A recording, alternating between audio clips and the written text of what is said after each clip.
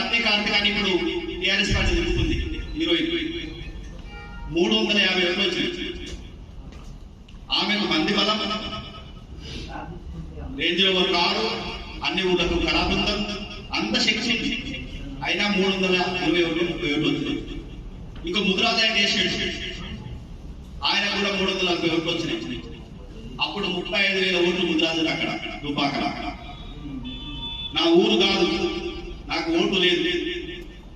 దుబ్బాక అంజిరెడ్డి అనే ఒక ఇంట్లో వాళ్ళ బాయికాడు ఉంది. ఇద్దరమే వ్యక్తులు, విక్రమరెడ్డి అని పిల్లాడు, జగన్ పిల్లాడు, నేను. ఒకే కాదు 7,000 పాంప్లెట్ కొట్టి దాదాపు 10-15 రోజులు మన ఊళ్ళన్నీ తిరిగినాం.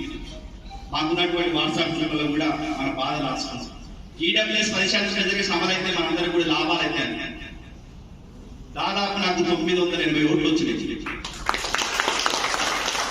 మరి మాధవరెడ్డికి వేస్తే ఓటు చెల్లదు. మరి టీఆర్ఎస్ ఎందుకు వేయాలి?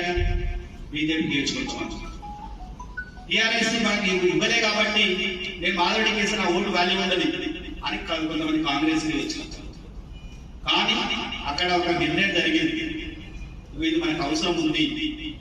ఆనాడు 900 ఓట్లు వచ్చినాయంటే మన డిమాండ్ చాలా గొప్పది, ప్రజలకు అవసరమైనది.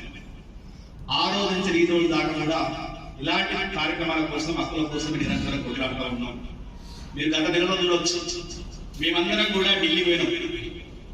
ఈడబ్ల్యూఎస్ 10% ఎవరు పడతారు మాట్లాడుతూ, అట్లా మాట్లాడుతూ వాళ్ళని కట్టడి చేయాలంటే దానికి కమిషన్ ఏర్పాటు చేయాలి.